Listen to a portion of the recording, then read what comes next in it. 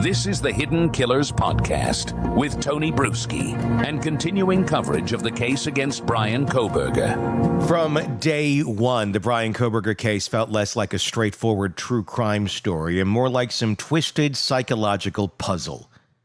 Tailor-made for a Netflix special, minus the popcorn. But here's the kicker. Instead of unraveling, this puzzle has only gotten more complicated, more haunting, and somehow more infuriating. Kohberger's sudden decision to plead guilty threw a true crime community into a tailspin, and just as we were bracing ourselves for the spectacle of a trial, he stepped off the ride, took control, and basically said, "I'll decide how this ends, not you." But why? Today we're diving deep into the psychological maze behind Kohberger's choice. Joining me to unpack the twisted journey is retired FBI special agent and former chief of the Counterintelligence Behavioral Analysis Program, Robin Dreeke. Robin's expertise in reading what makes dangerous people tick is precisely what we need to decode this bizarre final chapter of Kohberger's public story with. In our conversation, we're going to explore how control, something Kohberger clearly craves but consistently failed to achieve, may have played a central role in his plea. This wasn't about avoiding death or sparing his family the agony of a trial. This was Kohberger's way of reclaiming the narrative, asserting dominance in a situation where he'd lost all power. Robin sheds new light on how his plea might have offered Kohberger exactly what he'd been missing: the chance to orchestrate his own future behind bars, even if that future means becoming a permanent fixture in criminal psychology textbooks. But what's most chilling about this discussion isn't just the why, it's the what's next. Robin and I break down whether Kohberger's upcoming sentencing could mirror the infamous Dennis Rader BTK spectacle. Could Kohberger, who idolized serial killers, follow Rader's footsteps, using the courtroom as his personal stage to meticulously detail his atrocities? Or will he carefully guard his secrets, drip-feeding them over the time to maintain his twisted brand of notoriety? And finally, we'll confront perhaps the darkest question yet. Does Bryan Kohberger pose a continued threat behind bars? If killing provided him the emotional thrill he'd been chasing his entire life, what happens now that he's permanently confined among others, people who might not see him as a criminal, but as a trophy? But before we get into all of that, let's address the elephant in the room: control. Robin, how much do you think this elusive, intoxicating concept of control factored into Kohberger's sudden guilty plea? Control. How much do you think that calculated into this choice as well? Because it was fairly out of control for him. Everything he was trying to throw at the wall and stick did not. This is the first one where, okay, he's got control of everything, basically. It's done.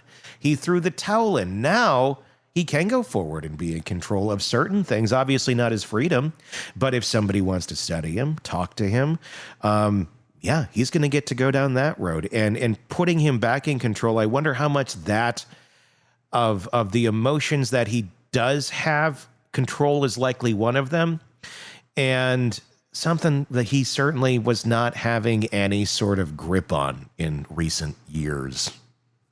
Yeah, that's a fair point, and I agree. You know, regaining control of more of his life than he's had, probably definitely a motivation factor as well. That's why he seemed pretty comfortable yesterday with everything, because he felt, again, I think he always just likes to plan the path forward. Yeah, and he wasn't able to plan the path forward too much just because everything was in chaos, because he was in chaos. But now that it's got resolution and moving forward, it's stabilized that crazy brain. Pure speculation on this. Sentencing is going to be coming up. I'll check my notes. July 23rd and possibly the 24th at 9 a.m.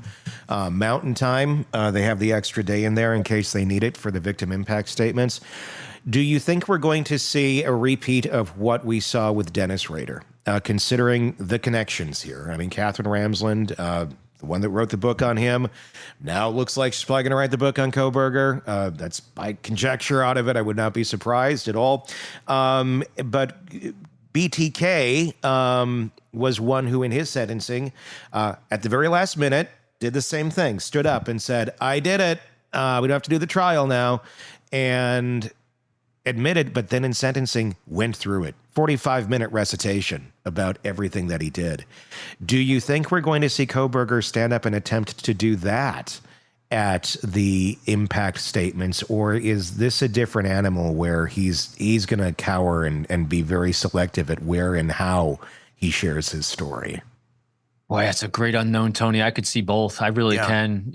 He very much studied and emulated to different degrees people like BTK. So you're going to think he's going to want to do that, especially since BTK was so well interviewed after the fact in prison, in jail, like Kohberger most likely wants to have happen.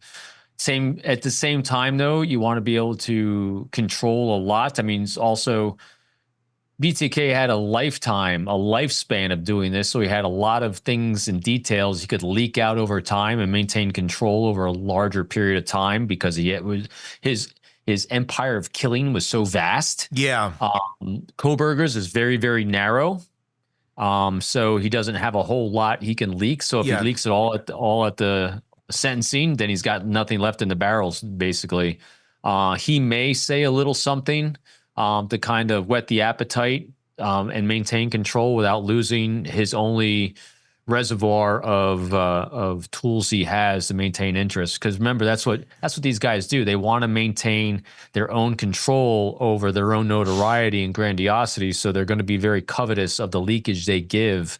BTK, again, being really, really good at doing just that and holding things in reserve.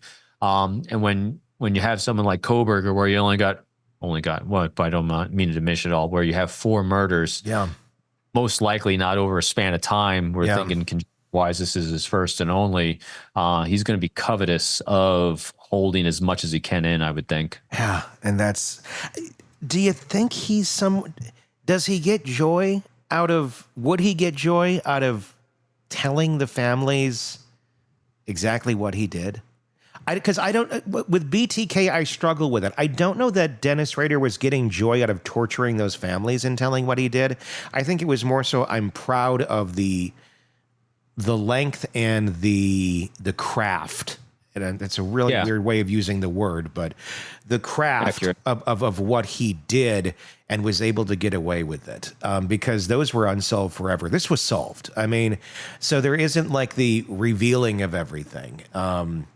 Other than you forgot a knife sheath. It's pretty clear what you did. You got a knife and you stabbed these kids and you forgot your sheath. So again, it's really interesting. Whatever he does, he's not doing it to get at someone. Yeah. In other words, if all of a sudden he came out at the sentencing and did just that, and he gives a full, we call it a full Monty on talking about exactly what he did, why he did it, it wouldn't be out of vengeance towards the families or to get them. Because it's not about, everything's about him and his response. I would imagine if he did anything at all and gave any statement at all, it'd be him experimenting with, can this cause an emotional response in me? How do I feel when I do this? Does this make me feel better? Does I get, so in other words, it wouldn't be done to jab at them. It'd be done for his benefit in some way to maybe experiment with, does this work? Does it? Because remember, that's what he's been doing. He's been experimenting his whole life. Yeah. This whole thing to me is one big experiment on, can I get an emotional response? He keeps dabbling in this. Let me try drugs. Let me try this. Let me do this. Let me murder a couple kids and see if that works. Yeah. And so everything comes down to him as an experiment for a reaction. And so if he does, it's not intended for anything but himself. If murder is what made him tick, what made him feel life, made him get some sort of emotion. If it did. And let's say if it did. Is Kohberger a risk to the population in prison? If that's what gets him off, and I'm not speaking, maybe it is sexual, I don't know. Is that someone who obviously he has nothing to lose anymore? I mean, if killing is his thing, I don't know that I'd want to be in a cell with this guy. That's interesting too, because he's got a history now of violence, up close and personal violence with a knife, so that clearly doesn't bother him. The lack of fellow prisoners to be able to read him is also going to be a challenge. But at the same time, though, he took the lives of kids, Yeah. which, I don't know if it in the prison system it puts you in the same light as a pedophile in a prison system. But I've heard some people comment on some social media streams that he won't last a month in jail before he's murdered. I put a poll out, actually.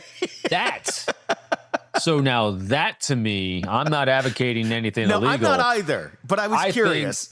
You can imagine at least two families feeling really, really justified by that. Oh, completely. Yeah. In fact, by the time this airs, the poll is probably going to have different numbers on it, but What's your poll say? That was my question, because I made some choice comments about a broomstick the other day when I was referencing Dahmer and Kohberger in the same sentence. I'm not endorsing it by any means, but, I get the anger. What we're looking at here right now, how long until Kohberger is removed from this planet through prison justice is the question that I posed. Yeah, it's interesting.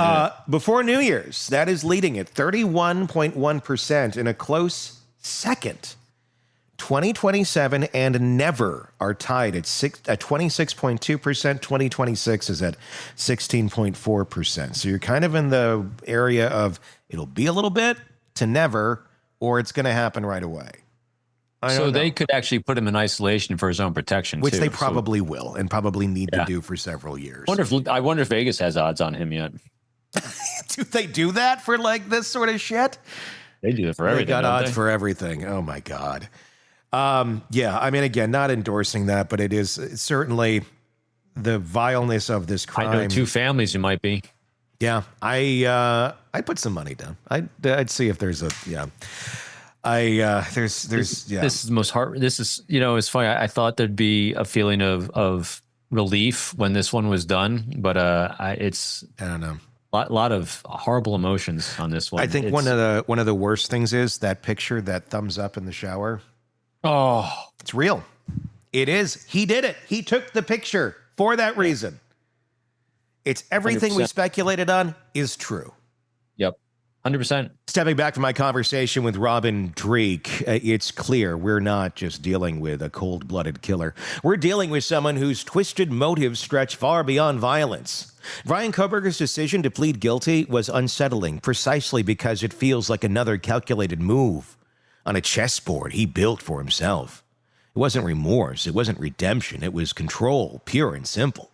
Control over his narrative, control over the next phase of his life, and perhaps most chillingly, control over his own infamy. Robin's insights about Kohberger's motivations were particularly haunting. Think about it. The plea deal wasn't just about avoiding death. It was about Kohberger reclaiming his autonomy in a world that had reduced him to a courtroom spectacle. For someone like him, freedom might not mean the outside world. It might mean the power to choose his interactions, select his visitors, dictate the flow of information, and decide who gets access to his twisted mind. Kohberger didn't surrender. He seized the steering wheel. And now we're along for the ride. As Robin highlighted, the upcoming sentencing process poses another disturbing question. Will Kohberger follow the path of BTK's Dennis Rader, using the courtroom as a stage to painstakingly detail every gruesome act he committed? Or will he strategically withhold the worst details, doling them out piece by piece to prolong his spotlight? Whatever he chooses, it will be self-serving. It won't be an act of contrition. It won't be an apology. It will be a performance. One last chilling manipulation. And let's not overlook the practical dangers. Robin raised the unsettling prospect of Kohberger in prison. If murder was his twisted attempt to feel alive, what's stopping him from continuing this deadly experiment behind bars? It's a grim thought. We've seen prison justice before. Jeffrey Dahmer did not survive it. Is Kohberger now entering an environment where his past atrocities become a ticking time bomb? Will the other inmates see him as a monster or an opportunity? And frankly, how long before someone decides prison justice is their way of closing a case the courts didn't quite finish? This is the Hidden Killers Podcast with Tony Bruschi and continuing coverage of the case against Bryan Kohberger. Let's get real. We spent nearly 3 years analyzing the case against Bryan Kohberger. breaking down the evidence, the courtroom strategies, a psychological profile, and every bizarre detail from the affidavit to the alibi that wasn't. And now we're staring down the final stretch. No trial, no cross-examination, no moment of reckoning in a jury. Just a courtroom plea and a sentencing date. If you think this plea means the story is over, you haven't been paying attention. Because what we're looking at now isn't just a legal end, it's the opening chapter of how Bryan Kohberger will be remembered, studied, and yes, possibly mythologized. And that's where things start to feel slippery.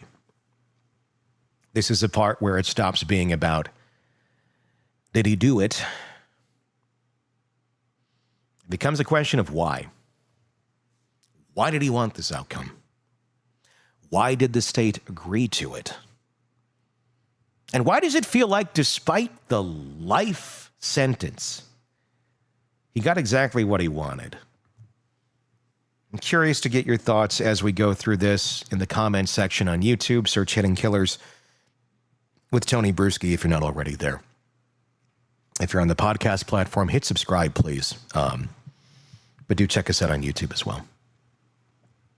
Today, I'm joined again by defense attorney and by defense attorney Bob Motta, who doesn't mince words and doesn't sugarcoat it. We're going to dive deep into the state's motivation for possibly wanting to avoid this trial altogether, not because the evidence wasn't strong, but because the fallout, the appellate future, the emotional and political cost of dragging this through the courtroom for months might have been too high for a small-town DA's office to bear. And yeah, we go there. We talk about Kohberger's likely mindset in taking that deal. The disturbing possibility that a lifetime behind bars wasn't a punishment, but a goal. And how that puts him in the same macabre lineage as Bundy, Kemper, Gacy, and yes, BTK. We also confront the harsh reality that while this case is technically closed, the families, especially Steve Gonsalves, are left asking why no one sat down with them and explained this face to face. Because justice delivered through a PDF isn't justice, it's bureaucracy wearing a mask. So let's jump into it right at the moment when I asked Bob the question that is still bugging me. Did the state ever really want this case to go to trial? Do you think the state wanted to deal with this case from the beginning? I mean, that's kind of something I look back on this a little bit. I know some others have as well. I mean, they tore the house down. I mean, the DA is the DA. The police, I think, did a great job on this. As much as we were criticizing them at the very beginning, like, what the hell's going on here? They had their stuff together behind the scenes. Yeah. The DA's office seems to be a little more questionable on how, I think, how all this was handled behind the scenes. Do you think they really wanted this? Or were they really kind of hoping all along that, maybe we can get a plea, get this done with, and wash our hands of this horrible, horrible thing that's in front of us? I think that's true of any prosecution team. I mean, you're talking about you've got, number one, remember that's a political office that's held. And I thought Hippler did a fabulous job of kind of giving people a civics lesson at the beginning of that plea hearing yesterday. Like our followers, and we had a lot in chat yesterday as we were streaming that live. They were like, "Oh, get to it." I'm like, this is where I want you to listen. Yeah. Because this judge is explaining how the process works. Because I say it all the time and it comes off as cold, but the reality is emotion has no place in the law. Mm-hmm. It's not what this process is about. Of course, that doesn't mean that you're not empathetic, but in terms of the process in and of itself, there is no room for emotion in there. It's a cold place. Yeah. And you've got to deal with the facts and the evidence. And you've got to deal with everything else that comes with that. And we're talking about Latah County, Idaho. We're talking about a town that has a university that is the heartbeat of that town. So, yeah, man, there's a huge part of that is taken into consideration. Do you think that the University of Idaho wanted that fucking trial going on, man, for 3 months while their kids are in class? You know what I'm saying? Yeah. It's like the thing was starting August 18th, matriculated, like the kids are coming back. Yeah. You think, even though it's in Ada, even though they moved it, It's like, it's one of those cases that would haunt them forever. And that's the thing. Even if they had gone on with trial, and let's say he was found guilty, you're exactly right. The appellate issues would have gone on forever, probably till Steve dies. And Kohberger's still alive just because of the age difference there. Yep. I agree. It's like big picture, right thing was done. Emotions, all of it on the surface, 1,000% understand Steve and agree with him at this moment in time. But 100%. Bigger, calmer, rational thinking. Yeah. And I hope Steve gets there. I do. I really, he deserves that. He deserves a modicum of peace, because look, the reality of these cases, man, is that nothing is bringing the loved ones back in these cases. Nothing. It doesn't exist. The best that we can do is to punish those that commit the crimes. And, I saw a lot of tweets out there like justice was not done. Well, it was. It was done, and that's like when you strip away the differentiation between an eye for an eye and what justice is, and I've said it a million times. I mean, to me, there is no worse punishment than spending your life in a box. I don't give a shit. Like 60 years in a box, Tony, that's some real shit. Like, I don't care if they get to eat 3 meals a day. They have to keep them alive in order to continue to punish them. I don't care if they get to watch a TV for a couple hours. They never get to do all the things that we take for granted in our lives and our daily lives ever again. It to me is the most, I would rather die than 60 years in a box. And I agree with that on most, for us, 1,000%. I could not do it. But to someone like a Kohberger, I almost feel like there's a Hannibal Lecter aspect to this, where he's kind of enjoying it, where there's some pleasure in what should be punishment, because now he's going to be studied for the rest of his life. Ramsland already said the other night with Bryan, like, I'd be interested in studying him if he'd have me, and it would be a very interesting study without a doubt. But again, it's like giving in and giving him what he wants at the same point of being infamous. He's now there. He's there with Bundy. He's there with Kemper. He's there with everybody. Gacy. Gacy, exactly. In the infamy line of serial killers. He is there. And I think I don't know that the box phases him all that much, to be completely honest, as it would to most. You can't compare for Kohberger comparing during the process. Yeah. Where he's still in the limelight, to the reality. Yeah, I hear you. Once that prison door fucking hits shut for the last time, there's a finality to it that changes that mindset. And it's funny you said that. If you were to go back and listen to my initial coverage of Bryan Kohberger in that case, I said the exact same thing that you just said. Yeah, I was of the mindset that I thought that he was desirous of all the things that you just said so much that I was refusing to say his name. Yeah. I would not name him. I remember that. Yeah. A year. Yeah. And then finally, once the case kind of like got legs, I'm like, you know what? There's no point. Like, people are not going to know who I'm talking about. So like, I had to start, but like, I agree, man. I think there is an element to this guy that is you're spot on, man. Like this guy. But here's the thing is that if you look at a vast majority of these guys with Ed Kemper, and Fish being, which was in the early 1900s, where they're just not honest with any of the people that are studying them. Like Ramsland's wonderful. I love what she tries to do. Yeah. But if you've got people that are just not being honest about a situation, or the other part of it is, this guy's fucking broken mentally. Yeah. He is not a normal person. He is not you and I. He is not. Yeah. People don't understand how you can do this. And I'm like, okay, well, it's because we don't understand how the human mind works at all. We have very little knowledge about how the brain actually works and functions.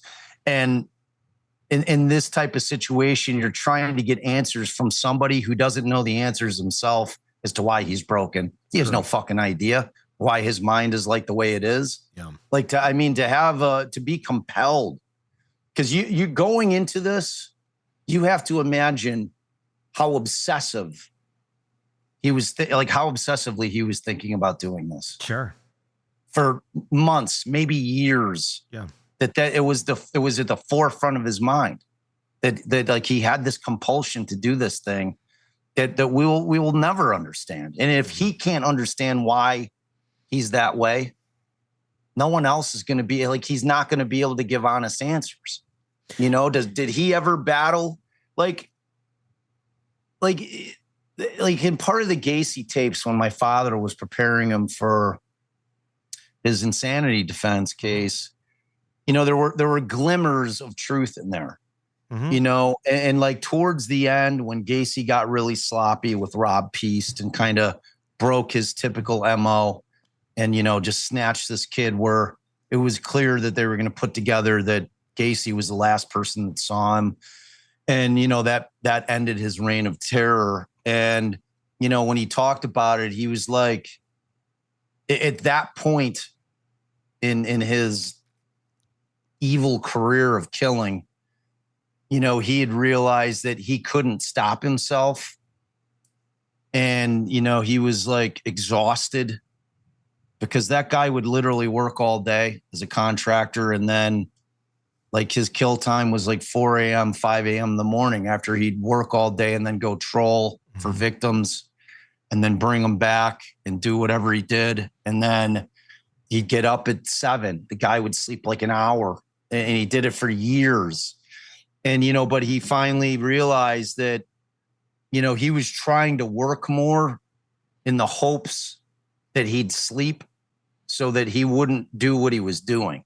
Like there was a part of it and it wasn't remorse. Yeah. It was like exhaustion for him. Like it's just that their minds are so cracked and fractured and broken in a way that us as normal human beings, and we all have fucked up heads. Sure. one way or another. We all deal with our own shit, but this is a completely different thing. You can't really even categorize what they are, you know, in terms of how their mind works, because we just can't contemplate it. We just don't understand it. We don't know, is it you know, a synaptic thing where things aren't firing, or have they reached some other part of the brain that yeah. most of us just don't access? Is it nature versus nurture? Is it both? Usually a little bit of everything, and that's what makes them all a little bit something. This conversation left you feeling unsettled. Good, because the truth is the Kohberger plea isn't just wrapped in a neat bow. It's more like a tourniquet, stopping the bleeding without really healing the wound.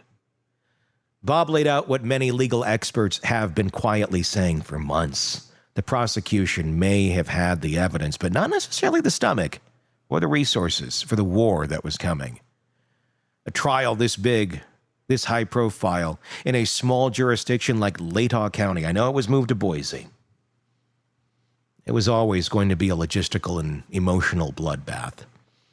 And the moment the University of Idaho students returned for the fall semester, that pressure wasn't just legal, it was political, economic, and institutional. Nobody wanted this trial hanging over the town like a fog of death for 3 more months or 3 more years on appeal. But while the state might have avoided chaos, Bryan Kohberger still walks away with the slickest possible consolidation prize. And it's not rice-a-roni, the San Francisco treat. Oh, maybe it should be. Laced with cyanide. Here, have some rice, Bryan. It's delicious. No, he walked away with control. The control to avoid death. The control to keep his secrets. The control to become the subject of a study, not just the subject of a courtroom. Infamy instead of anonymity. And make no mistake, he knows exactly what lane he's in now. It's the Bundy, Kemper, BTK lane. That lonely corridor where men like this get to live on in interviews, books, and documentaries, while the victims' families get to relive their worst days forever. And Bob's absolutely right. You can study these people all you want, but most of them won't ever give you real answers. Not because they're hiding something, but because they're genuinely don't know. You can't pull logic from a fractured mind. You can't humanize a brain that doesn't function the way ours does. And yet we try, because the alternative is to admit that evil sometimes just is. And that's a little too bleak for most people to sit with for long. So what now? Well, Kohberger will be sentenced, the families will speak, and if we're lucky, he won't. Whether he's silent or not, we'll still be talking about this for years, because this case didn't just change lives, it changed how we think about justice, punishment, and the uncomfortable gray area where someone can admit to 4 murders and still walk away with exactly what he wanted. This is the Hidden Killers Podcast with Tony Bruschi and continuing coverage of the case against Bryan Kohberger. What's really disturbing, that last piece there on the intro, if you're watching this, you know what I'm talking about. If you're listening to it on the podcast, it was an image of Kohberger's bathroom shot with the thumbs up, that everybody speculated, going, oh my God, is that real? I mean, it is real, but oh my God, if he killed him, how disturbing is it that shot of him in the bathroom with the thumbs up, what the hell is that? And we speculated early on, like, is this a nod to American Psycho? Because he kind of looks like that. The thumbs up is Bundy. The fact it's a shower Psycho.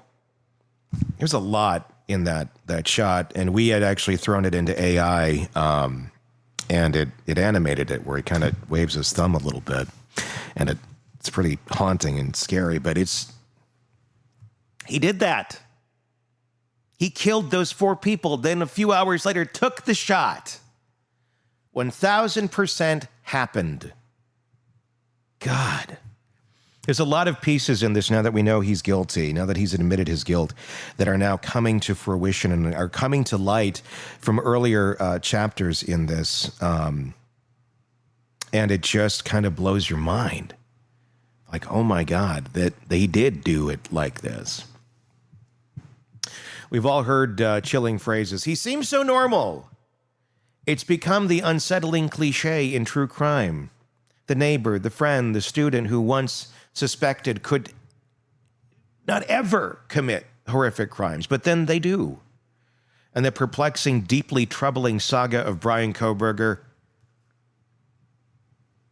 that phrase took center stage yet again, recently echoed by one of the most renowned criminal psychology experts around, Dr. Catherine Ramsland. Ramsland, of course, famous for her close study of serial killers, including the notorious BTK killer. She's been on our show before talking about it. She's been unable to talk about the case against Kohberger until now. Yeah. She sat down for a rare and revealing interview with News Nation's Brian Enton to unpack her experiences teaching Bryan Kohberger directly, back when he was just another eager, intelligent student rather than an infamous accused murderer. During their conversation, Ramsland described a bright, polite student who never raised a single red flag. There were no flashing neon signs that screamed, "Killer in training!" Just a diligent scholar with a fascination for the intricacies of crime, capable of digging into the darkest corners of human psychology without revealing any darkness of his own. But here's the uncomfortable twist. Ramsland herself now openly wonders if Kohberger absorbed her teachings about antisocial personalities and criminal minds not as tools for good, but rather it's like a sinister manual, weaponizing knowledge that she hoped would be used to prevent crimes and not be used to commit them. And it's not her fault by any means, because Catherine has inspired thousands of people over the years to do the right thing, to get into criminal justice, to get into the FBI, to get into all sorts of fields and areas of study in this area to do good. By sheer numbers, you're going to have one that slips through the cracks. You're going to have one that's in there for the wrong reasons, and you are not going to be able to identify it. Even the best in the world.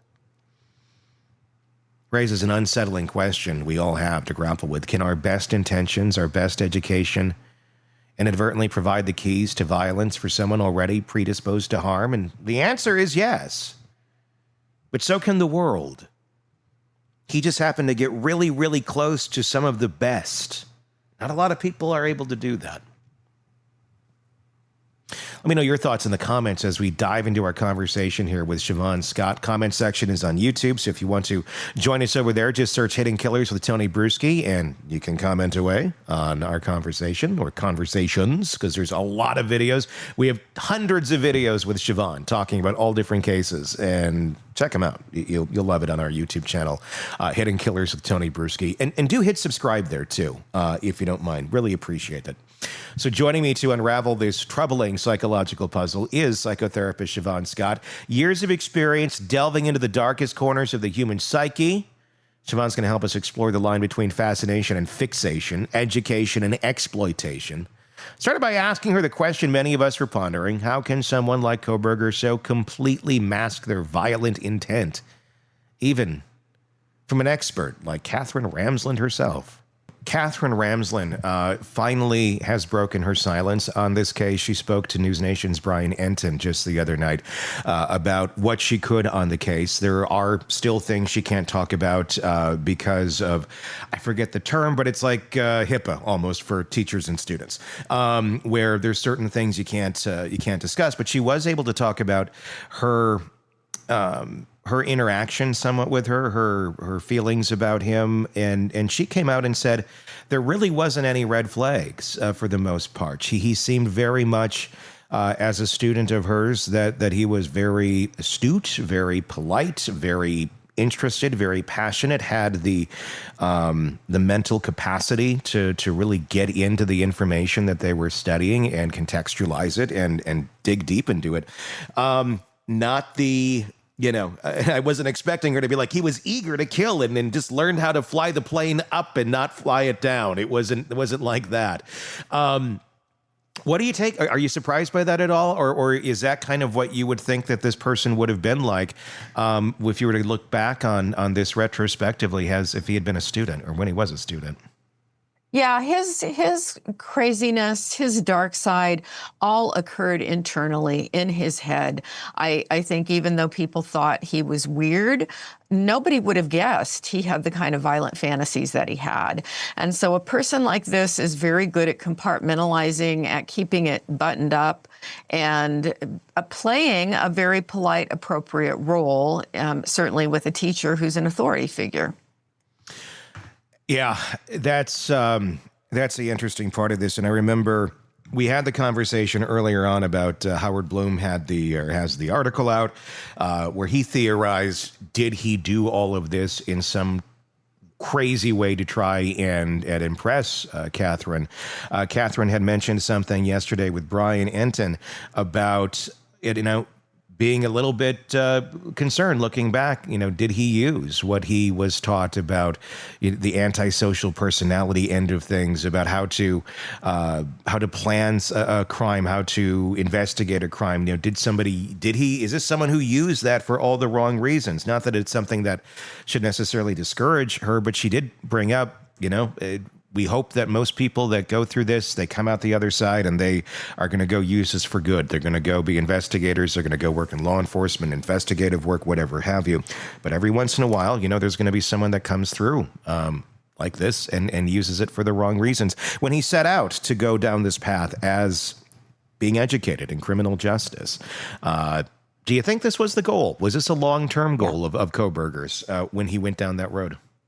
I have said that from the beginning, that there's a certain percentage of people who study criminology, forensic science, because they want to learn how to be a better criminal and how to get away with that. You even see that sometimes in people who become law enforcement officers. It's like, now I've got the power here. How can I wield this? How can I get away with it? How can I satiate my desire for beating people up and being a violent person? That's not the majority, but you do get people who go into it for the wrong reasons, and it's often not picked up if they're a good psychopath. Yeah, clearly. What do you think is going through his mind right now? Is this genuine remorse that for what he did, and now he's finally coming out? Or is this I got caught, and as we talked earlier, it's this very mechanical thinking? I think it's very mechanical. I don't think he's capable of remorse. Anybody capable of remorse would not have done a crime like this. My God, how awful. For sleeping college students, this guy doesn't have a conscience. He simply doesn't. I think his only remorse is that he left the damn knife sheath behind. He's probably perseverated on that one every day since. Is this another thing we had talked about for a long time? Is this part of him basically getting what he wanted at the end of the day? He is now infamous. He is now up there with the likes of Bundy and the likes of BTK and all of that. And obviously, in his normal life, he was a very average dude for the most part, or less than. This is the one thing that he seemed to have grasped onto and feel in his mind that he was great at. Obviously not so much, but he's now in that chair, and he's now going to be studied. He's going to be interviewed. Who knows what he might do? He might write a book or something. He can't profit off of this. There's laws against that, but it doesn't mean he couldn't become someone who speaks and is studied. Even Catherine Ramsland just said with Brian Enton, she'd be interested in studying him and sitting down and talking with him and trying to get a grasp on how his thought processes worked. Do you think that's part of this? Do you think this is just, okay, he's making the best of whatever situation comes his way, and now he gets to be infamous? 100%. I think that was very, in large part, there were multiple reasons that he had these fantasies, but I think the fantasy of being a grandiose murderer in the leagues of Bundy and BTK, I think all along that was his goal. And there's a part of him that's enjoying it still, even, 4 life sentences. He's never going to be out again. In his mind, it was worth it to be a person who will never be forgotten. Is it, what can we glean? What can be learned from someone like Kohberger, from someone who psychologically is going to study him, like a Catherine Ramsland? What are we looking for when we're looking at this retrospectively? Someone who has said, yep, I did it. Obviously, we can hear about his planning. We can hear about the logistics of what was done. But are we going to ever... This is one guy. Are there clues? Are there cues? Are there things we can learn from his behavior that can help prevent this in other potential Kohbergers out there that pop up every now and then? What can be gleaned by studying him further? It's a really hard one. Can we dissect brains? I don't think we're very good at the neuroscience of this yet. There are indications that people that commit crimes like this, that are extremely psychopathic, their brains are different. They came out of the chute different. And can we hope to understand that better someday in some way? Definitely. I don't know if the science is there yet. But it's hard to look at the behavior and say, oh, well, here were red flags, because there are lots of weird guys out there. There are lots of guys that are stilted, awkward, don't know how to relate to women, can come off as offensive at times. But there really wasn't anything that would have stood out in this case that said this guy is going to become a mass murderer. I don't think we can spot those things. Short of doing brain scans, which, I don't see that being anytime soon, but who knows? And even if you were to look at that, there has been research done and such that does look at some serial killers, and their brains do look a little bit different to a certain extent, but you can also find people who are not serial killers who have brains that are very similar as well. Every brain has differences. And we do, from the studies with functional magnetic imagery, we do see that the brains of psychopaths have a very different structural connections between the amygdala and the prefrontal cortex. That's the empathy center. But a lot of people who do not become violent have brains like that. And we know that many psychopathic people go into politics and achieve great success or become salesmen and are very successful. So it's not like we can, brain scan everybody in the country and go, oh, let's designate the psychopaths here. So we've still got a lot to learn, a lot to work out. And certainly there are red flags. If you've got a young boy fascinated with violent pornography, that's of concern. You want to get that kid into treatment. If you've got a kid that's harming animals, especially, dogs and cats, not just hunting or things like that, but animals that most of us bond with, if they're cruel to animals, that's a red flag. But I don't know that we saw those things with him, and there can be all kinds of hidden things about him that nobody ever saw. So if he were to be studied further by someone like Catherine Ramsland or others, I hope that we can glean some information on, are there other ways we can intervene with people earlier in life? As we close out this unnerving conversation with psychotherapist Siobhan Scott, I keep coming back to one haunting question. How does someone so outwardly ordinary conceal such profound darkness, even from experts, whose life work is understanding exactly that kind of darkness? They do. Because they do. Because they can. And because we're human. Because Catherine is human. It seems sometimes these folks are not. Catherine Ramsland's unsettling realization that a student she mentioned might have twisted her lessons on criminal psychology into a how-to guide for violence highlights a sobering reality about the limitations of human perception. We often confront ourselves by thinking evil wears a recognizable face. What happens when the face of danger blends in with everyday life hiding in plain sight? As Siobhan so eloquently reminded us, true psychopathy often doesn't announce itself with glaring warning signs. Instead, it moves quietly, learning, observing, calculating its next move in silence. It forces us to rethink how we recognize danger, to accept the uncomfortable truth that there may never be an exact roadmap for spotting a killer in training. Yet, as we've discussed today, perhaps the real value of studying someone like Kohberger isn't just about understanding him. It's about learning how to prevent the next Kohberger from slipping through the cracks. Can educators, psychologists, and law enforcement better screen or guide those who become too fixated on the darkness? Or must we accept that certain minds will always find ways to weaponize knowledge no matter how closely we watch? One thing is clear. Bryan Kohberger's story forces us to reckon with complexities we'd rather avoid, challenging our comfortable assumptions about who poses a threat and why. They're fine. They're just a little off. And as Catherine Ramsland herself continues wrestling with what she could have missed, we're reminded that when it comes to human psychology, even the experts can be fooled. Until next time, keep your eyes open and don't underestimate what might be lurking right in front of you. Again, comment section on YouTube. Search Hidden Killers with Tony Bruschi.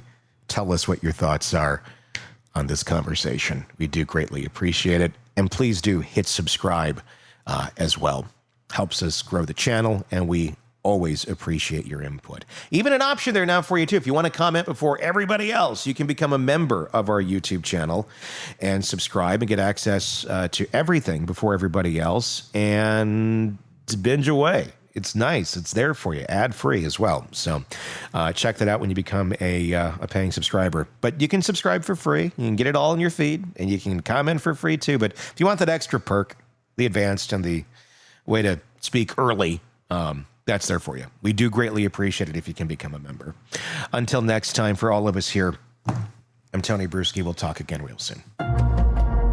Craving non-stop true crime updates? Press subscribe now and get the latest cases, analysis, and expert commentary delivered straight to your feed. Only from the Hidden Killers podcast and True Crime Today.